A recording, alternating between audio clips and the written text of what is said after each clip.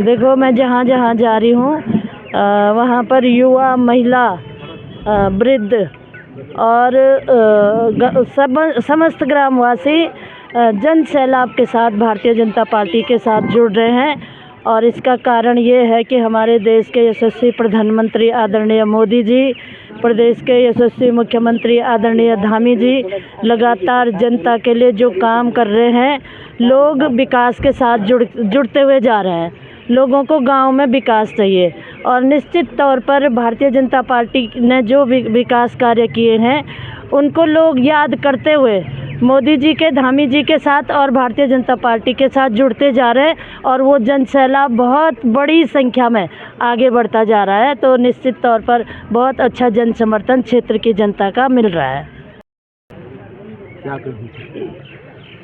देखिए, मनोज रावत जी पता नहीं क्या कह रहे हैं, दिन में सपने देख रहे हैं वो, लेकिन जब उनको मौका मिला था तब वो अपनी विधायक निधि जो 6 करोड़ यहाँ की जनता का जिस पे हक था वो तक नहीं बांट पाए और विकास के जितने भी योजनाएं केदारनाथ विधानसभा को लाभ मिलना चाहिए था वो कुछ भी यहाँ के लिए नहीं कर पाए।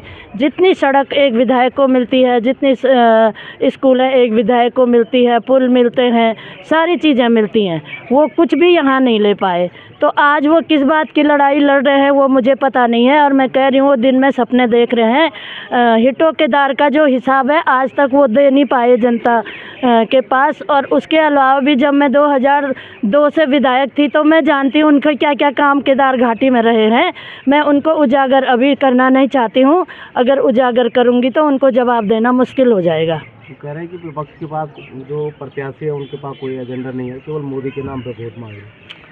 देखिए, मेरी जनता मुझे बता रही है, आप जा रहे हो गांव में तो जनता बता रही है मैंने कितने स्कूलों का उच्चीकरण किया है, मैंने कितने सड़कों के जाल केदारनाथ विधानसभा में बिछाए हैं, मैंने कितने पैदल पुल केदारनाथ विधानसभा में लगाए हैं, मैंने कितने अस्पतालों की स्थापना, एनएम सेंटर इस केदारनाथ विधानसभा में बनाए हैं और मैंने कितने मंदिरों के सौंदर्यकरण इस विधानसभा में किए हैं।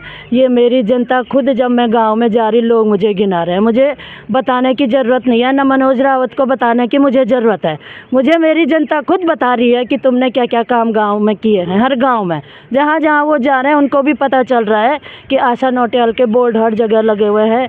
और जो मंदिरों का बड़ा बड़ा, हम कार्तिक स्वामी लें, हम दुर्गा धार लें, हम अगर तुंगनाथ फलासी का मंदिर लें, हम हमारा ये चोपता वाला तुंगनाथ लें, हम अन्य बसु केदार का मंदिर लें, हम वहाँ चामुंडा देवी कोई नहीं गया, मैं गई हूँ।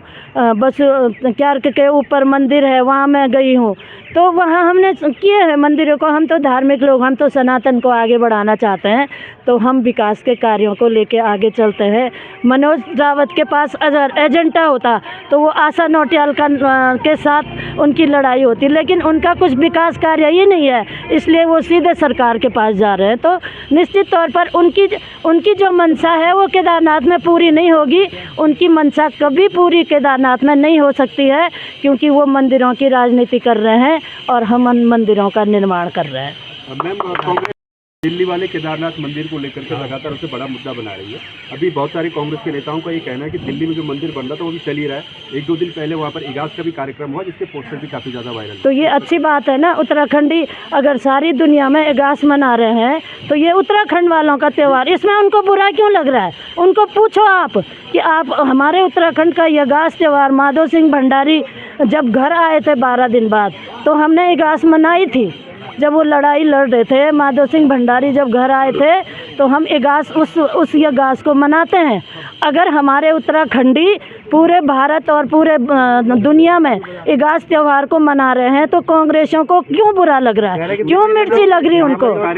दिल्ली का केदारनाथ मंदिर था। और मैं आपको कहना चाहती हूँ, हमारे इस उत्तराखंड के इगास त्यौहार में मोदी जी आए हैं और उन्होंने भी उत्तराखंडियों का साथ दिया है कि आप इगास त्यौहार मना रहे हैं, ये बहुत अच्छी बात है।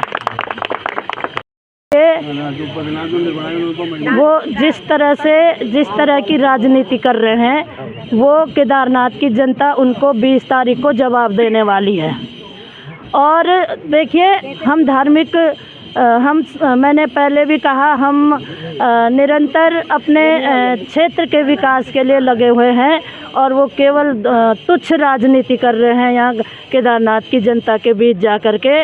और एक उनके साथ जो 2 बार विधायक हार चुके हैं, वो यहाँ आकर के केदारनाथ की जिस तरह की राजनीति कर रहे हैं, जब वो मेरे मुंह से वो शब्द निकल भी नहीं रहे हैं, जब वो आपदा के समय में किस तरह से केदारनाथ के लिंग के सामने गए थे, मैं शब्दों में बोल नहीं सकती वैसे, क्योंकि हमारे भगवान हैं वो, हमारे आस्था के केंद्र हैं वो, और वो जिस तरह से वहाँ पर गए हैं वो उनको जवाब देना चाहिए कि वो क्यों गए थे इस तरह से वहाँ पे।